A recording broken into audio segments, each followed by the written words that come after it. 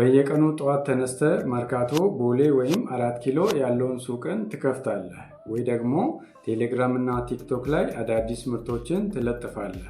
ነገር ግን ማታ ወደ ቤት ስትመለስ ቀኑን ሙሉ የሸጥከው ዕቃ የሱቅን ክራይ ራሱ የሚሸፍን አይሆንም። ምናልባትም ደግሞ በተለያዩ ሶሻል ሚዲያዎች ማስታወቂያ አውጥተህ ይህንን ዕቃ የምትፈልጉ ከሆነ ኢንቦክስ አድርጉልኝ ትላለህ። ቀኑን ሙሉ የሚደርስ መልእክት ግን ዋጋው ስንት ነው የሚል ነው።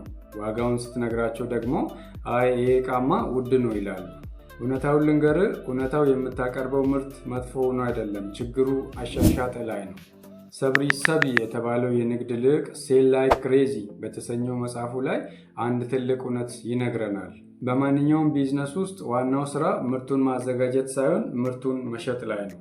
በዚህ ቪዲዮ ውስጥ ይህንን መጽሐፍ መነሻ በማድረግ በኢትዮጵያ ነባራዊ ገበያ ውስጥ ምርትህንም ሆነ አገልግሎትን እንደ እብድ ለመሸጥ የሚያስችሉን 7 ወርቃማ ሚስጥሮችን ደረጃ በደረጃ እናያለን። እነዚህ ሚስጥሮች ከመርካቶ እስከ ቦሌ ድረስ፣ ከቴሌግራም እስከ የአካል ንግድ ድረስ ይሰራሉ። እስከ መጨረሻው ከተከታተልከኝ ድረስ የቢዝነስ አስተሳሰብን እቀይራለሁ። ዝግጁ ነህ? እንጀምር። እነሆ ሚስጥር 1፣ የ3% ሚስጥርን ተረዳ። አብዛኞቹ የሀገራችን ነጋዴዎች የሚሰሩት አንድ ትልቅ ስህተት አለ። በቴሌግራም እና በቲክቶካቸው ላይ በመፖሰት ዛሬ የገቡ አዳዲስ ምርቶች አሉ፣ አሁኑኑ ይደውሉልን ብሎ ይጮዋሉ። ነገር ግን በማንኛውም ገበያ ውስጥ ቦሌም ይሁን መርካቶ፣ ቴሌግራምም ይሁን ቲክቶክ በዛች ቅጽበት ገንዘቡን አውጥቶ ለመግዛት የሚዘጋጀው ደንበኛ 3% ብቻ ነው። ቀሪው 97% ደግሞ የተለያየ ምልከታ ያለው ደንበኛ ነው። ከነዚህም ውስጥ 17%ቱ መረጃ በማሰባሰብ ላይ ይገኛሉ። ለምሳሌ ቀጥሎ የትኛውን ስልክ ብገዛ ይሻለኛል ብሎ የሚያስብ ደንበኛ ይኖራል። ከ97%ቱ 20%ቱ ደግሞ ችግሩ እንዳለባቸው የሚያስቡ ነገር ግን አሁን ገንዘብ ለማውጣት ዝግጁ ያልሆኑ ናቸው። ለምሳሌ ወገቤን ያመኛል፣ የቢሮ መቀመጫዬን መቀየር አለብኝ የሚል ደንበኛ ሊኖር ይችላል። ከነዚህ ውስጥ 60%ቱ ደግሞ ችግሩ እንዳለባቸው ራሱ በጭራሽ የማያውቁት ናቸው። አብዛኛው የሀገራችን ነጋዴ እቺን 3% ደንበኛ ለማግኘት እርስ በርስ ይዋጋል፣ ዋጋ በመቀነስ ገበያ ያበላሻሉ። አንተ ግን 97%ቱን ህዝብ የሚስብ ወጥመድ ከዘረጋ ገበያውን ሙሉ በሙሉ ስትቆጣጠር ታየዋለህ። እንዴት? ወደ ሁለተኛው ሚስጥር ስንሸጋገር ታየዋለህ። ሚስጥር 2፣ እንዲህ ለማለት የሚከብድ ጥያቄ አዘጋጅ። ያው ቅድም እንዳነሳ ነው 97% የሚሆነው ገበያ አሁን ለመግዛት አልወሰነም። ታዲያ እንዴት ነው አሳምነህ እንዲገዙ የምታደርጋቸው? የምታቀርብላቸው ጥያቄ ወይም ኦፈር ገዢው ይህንን እምቢ ካልኩኝማ እብድ ነህ እባላለሁ ብሎ እንዲያስብ መሆን አለበት። ይህን ከላይ ያወራነውን ነገር ቀለል ለማድረግ 2 አይነት አቀራረብ ወይንም ኦፈሮችን እንመልከት። የመጀመሪያው አቀራረብ ወይንም ኦፈር የተለመደው አቀራረብ ነው። ለምሳሌ አንድ የቆዳ ጫማ የሚያመርት ካምፓኒ የቆዳ ጫማ እናመርታለን፣ እያንዳንዱን የቆዳ ጫማዎቻችንን በ3500 ብር እንሸጣለን የሚል ማስታወቂያ ሊያስነግር ይችላል። ይሄኛው የተለመደ የአሻሻጥ ስልት ነው። ማንኛውም መንገድ ዳር ያለ ሻጭ ይህንን ስልት ይጠቀምበታል። ምንም የተለየ ነገር የለው። ሁለተኛው አቀራረብ እንደ እብድ የሚያስሸጥ ወይንም ሴል ላይክ ክሬዚ የተሰኘው ነው። የመጀመሪያው የተለመደው አቀራረብ ላይ ትንሽ ቫሊዩ ወይንም ኦፈር አድ ማድረግ ነው። 100% ከንጹህ ቆዳ የተሰሩ የአበሻ ጫማዎችን በ3500 ብር በመሸጥ ላይ እንገኛለን። እነዚህን ጫማዎች ይሞክሩና ካልተመቿችሁ በ3 ቀን ውስጥ ይመልሱልን። ጫማው ተመችቷችሁ ከገዛችሁ ደግሞ የ6 ወር ዋስትና እንሰጣችኋለን። ልዩነቱን አየሁ? ሁለተኛው ላይ ዋጋ ሳይሆን የቀረበው እሴት ወይንም ቫሊዩ እና የደንበኛው ስጋት የመቀነስ ወይንም ሪስክ ሪሙቫል ነው ጎልቶ የወጣው። የኢትዮጵያ ደንበኛ ከተሸወርኩስ የሚል ስጋት አለው። ስጋቱን ካስወገድክለት ገንዘቡን ለመክፈል አይሰስትም። ሚስጥር 3፣ የደንበኛን ቀልብ የሚስብ ዘዴ ወይንም ሊድ ማግኔት ተጠቀሙ። አሁን ደግሞ ያንን አቅርቦት ወይም ኦፈር ከማሳየታችን በፊት ደንበኞች ወደኛ በራሳቸው ፍላጎት እንደሚመጡ የምናደርግበትን መንገድ እንይ። ቅድም እንዳልነው አብዛኛው ሰው አሁን ለመግዛት አልተዘጋጀም። ስለዚህ በነፃ እና ጠቃሚ መረጃ ወይንም ሊድ ማግኔት ወደ ራሳችን እናስጠጋቸዋለን። ለምሳሌ የኮንስትራክሽን ወይንም የቤት ዕቃ ነጋዴ ከሆንክ በአሁኑ ዋጋ ንረት በአነስተኛ ዋጋ የሳሎኑን ውበት የሚያድሱ 5 ሚስጥሮች የሚል ፒዲኤፍ ወይንም በራሪ ወረቀት በማዘጋጀት ለሰዎች ልትበትን ትችላለህ። የመዋቢያ ምርቶች ወይም ኮስሞቲክስ የምትሸጥ ከሆነ ለሀበሻ ቆዳ የሚሆኑ 3 የተፈጥሮ የቆዳ እንክብካቤ ዘዴዎች የሚል መመሪያ አዘጋጅተህ ለሰዎች ልታከፋፍል ትችላለህ። ይህንን ማድረግ ወይም በነፃ መልፋት ለምን አስፈለገ ብለህ ተጠይቅ ይሆናል። ሰዎች የነፃውን መረጃ ሲወስዱ ስልካቸውን፣ ኢሜይላቸውን ወይም የቴሌግራም አድራሻቸውን ይሰጠዋል። አሁን ከአንተ ጋር ግንኙነት ጀመሩ ማለት ነው። ከማያውቅህ ሰው ይልቅ ለሚያውቅህ ሰው እና ለሚያምንህ ሰው መሸጥ 10% እጅግ በጣም ቀላል ነው። ሚስጥር 4 የደንበኛን እውነተኛ ህመም እወቅ። አንዴ የደንበኛን መረጃ ካገኘ በኋላ ያለን ዕቃ በሙሉ እንዲገዛ አትጭንበትም። ይልቁንስ እውነተኛ ስሜታዊ ፍላጎቱን ልትረዳ ይገባል። ሰው የሚገዛው በስሜቱ ነው። የገዛበትን ሁኔታ የሚያስረዳው ግን በምክንያት ወይም በሎጂክ ነው። ለምሳሌ አንድ አዲስ አበባ ከተማ ውስጥ የሚኖር ሰው ቪትስ ወይም ኮሮላ መኪና ሲገዛ ከቦታ ወደ ቦታ ሊንቀሳቀስበት ነው ሊል ይችላል። ነገር ግን እውነተኛ ስሜታዊ ምክንያቱ በባስ ወይም በታክሲ ሰልፍ ከመሰቃየት መገላገል ነው። አሊያም ደግሞ በሰዎች ዘንድ ሊከበርና ቤተሰቦቹንና ልጆቹን ከዝናብና ከፀሐይ ለመከላከል ነው።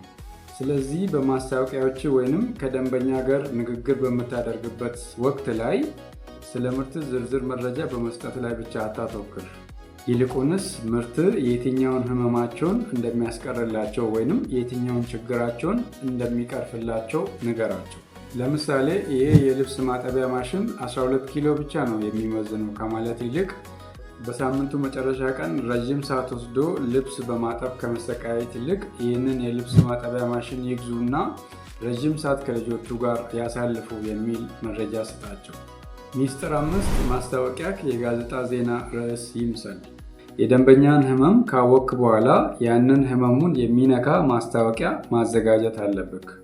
በማህበራዊ ሚዲያ ላይ የሰዎች ትኩረት ከ3 ሰከንድ በላይ አይቆይም። ጣታቸው በስልካቸው ስክሪን ላይ ይንሸራተታል። ስለዚህ የማስታወቂያ የመጀመሪያ መስመር ገዳይ መሆን አለበት።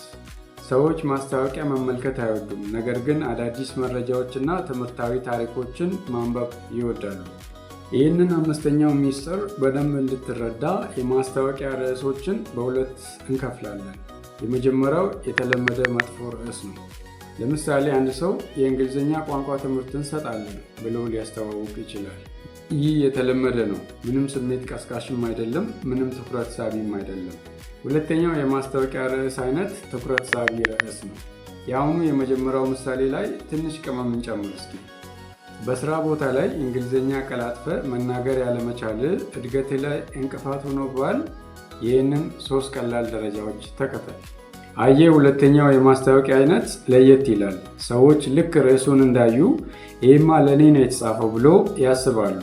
ርዕሱ ካልሳባቸው ደግሞ ቀሪውን ጽሑፍ አያነቡትም ወይም ቀሪውን ቪዲዮ አይመለከቱትም። እነሆ 6ኛው ሚስጥር የደንበኛን ምስክርነት ወይም ሶሻል ፕሩፍ ተጠቀም። የሚስብ ማስታወቂያ ጽፈ የደንበኛው ገጽ ላይ ቢደርሱ እንኳ በኢትዮጵያ ገበያ ውስጥ ትልቁ የንግድ እንቅፋት እምነት ማጣት ነው።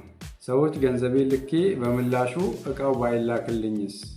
በኦንላይን ያዘዝኩት ዕቃ ጥራቱ በአካል እንደጠበቅኩት ባይሆንስ ብሎ ይፈራሉ። ይህንን ፍርሃታቸውን ደግሞ የምታስወገድበት አንዱ ዋነኛው መንገድ የሌሎች ሰዎችን ምስክርነት በመጠቀም ነው።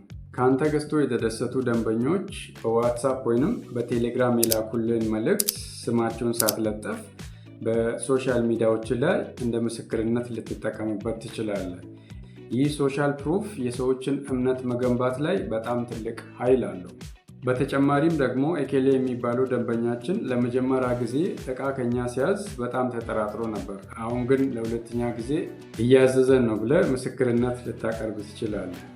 ሰዎች ሌሎች ሰዎች ሲገዙና ሲደሰቱ ሲያዩ የመግዛት ድፍረታቸው በአንድ ጊዜ ይጨምራል። ሚስጥር 7 አስቸኳይነትና እጥረትን ፍጠር። አርጀንሲ ኤንድ ስኬርሲቲ ይሉታል ፈረንጆች። እምነት ፈጠርክ፣ ጥሩ አቅርቦት አቀረብክ፣ ነገር ግን ደንበኛው እሺ በኋላ አስብበታለሁ ወይም በቀጣይ ሳምንት እገዛለሁ ሊል ይችላል። ደንበኛው ይህን ካለ ተመልሶ የመምጣት እድሉ 90% ነው። ስለዚህ በተቻለ መጠን ደንበኛው አሁኑኑ ወስኖ እንዲገዛ ማድረግ መቻል አለበት። ደንበኛው አሁን ወስኖ እንዲገዛ ለማድረግ ደግሞ ሁለቱን ሚስጥሮች ልትጠቀምባቸው ይገባል። የመጀመሪያው ሚስጥር የጊዜ ገደብ ወይም አርጀንሲ ነው። በምንሸጠው እያንዳንዱ ቦርሳዎቻችን ላይ የ20% ቅናሽ አድርገናል። ይህ ቅናሽ ግን የሚቆየው እስከ ዛሬ 12 ሰዓት ብቻ ነው ብለህ የጊዜ ገደብ ወይም አርጀንሲ ኮንዲሽንን መፍጠር ትችላለህ። ሁለተኛው ደንበኛ አሁን ወስኖ እንዲገዛ የምታደርግበት መንገድ ስኬርሲቲ ወይም የምርት መጠን ገደብ ነው። ለምሳሌ ከቱርክ ያስመጣነው 20 ቦርሳ ብቻ ነው። ስለዚህ ቀድሞ የደወሉልን 20 ደንበኞቻችን ይህንን ቦርሳ ይገዙታል ብለህ የስኬርሲቲ ወይም የእጥረት ስሜትን ልትፈጥር ትችላለህ። ይህ አቀራረብ የሰዎችን የመቅረት ፍርሃት ስለሚያነሳሳ በኋላ ከማጣው አሁኑኑ ብገዛው ይሻላል ብሎ እንዲወስኑ ያደርጋቸዋል። እንግዲህ ወዳጄ ሴል ላይክ ክሬዚ የተሰኘው መጽሐፍ የሚያስተምረን ዋናው ቁልፍ ነገር ቢኖር ንግድ ማለት መማፀን ወይም ዋጋ መቀነስ ሳይሆን የተዋቀረ ስርዓት ወይም ሲስተም መዘርጋት ነው። ዛሬ ያየናቸውን 7ቱን ሚስጥሮች አንዳቸው ከሌሎኞቻቸው ጋር እንዴት እንደሚገናኙ እንከልሳቸው። አንደኛ 3%ቱ ላይ ብቻ ትኩረት ሳታደርግ የ97%ቱን ትኩረት ሳብ። ሁለተኛ ማንኛውም ሰው እምቢ ሊለው የማይችለውን ምርጥ ኦፈር አቅርብ። ሶስተኛ ነፃ መረጃ ወይም ሊድ ማግኔት በመጠቀም የደንበኞችን መረጃ ሰብስብ። አራተኛ የደንበኞችን ህመም በመረዳት መፍትሄ ሁንላቸው። 5 ገዳይ የማስታወቂያ ርዕሶችን ተጠቀም። 6 የሌሎችን ምስክርነት ወይም ሶሻል ፕሩፍ በመጠቀም እምነት ገንባ። 7 አስቸኳይነትና እጥረትን በመፍጠር አሁኑኑ ወስኖ እንዲገዙ አድርጋቸው።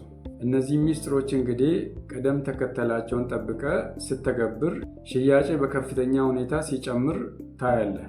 ይህ ቪዲዮ እንግዲህ ሽያጭን አስመልክቶ አዲስ እይታ እንደሰጣችሁ ባለሙሉ ተስፈኛ ነኝ። አሁን የእናንተ ተራ ነው። በኮመንት ንገሩኝ። ከነዚህ ሚስጥሮች እንግዲህ ሽያጫችሁን ለመጨመር የትኛውን ስትተገብሩ ነበር? ነገ ከነገ ወዲያስ ከነዚህ 7ቱ ሚስጥሮች የትኛውን ለመተግበር ወስናችኋል? ይህ ቪዲዮ ከተመቻችሁ ላይክ አድርጉ። ለወዳጅ ዘመዶቼ መድረስ አለበት ብላችሁ ካመናችሁ ደግሞ ሼር አድርጉላቸው። ለዚህ ቻናል አዲስ ከሆናችሁ ቻናሉን ሰብስክራይብ በማድረግ የኢትዮ ቲንከርስ ቤተሰብ መሆን ትችላላችሁ። በቀጣይ በአዳዲስ የቢዝነስ እና የሽያጭ ሀሳቦች እስከምንገናኝ ቸር ሰንብቱ።